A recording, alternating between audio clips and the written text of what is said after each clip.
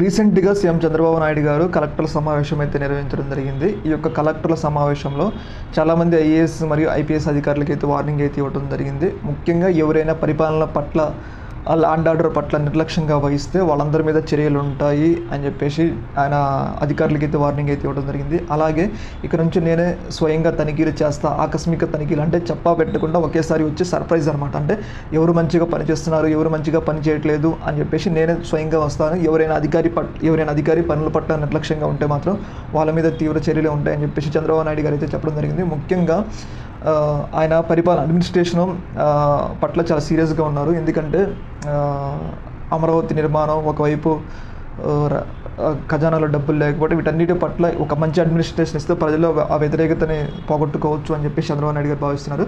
అందులో భాగంగా ఆయన అధికారులకి మంచిగా పనిచేయండి అని చెప్పేసి ఆయన ఆదేశాలు అయితే జారీ చేయడం జరిగింది. దీని మీద మీ అభిప్రాయం తెలియజేయండి. Thank you.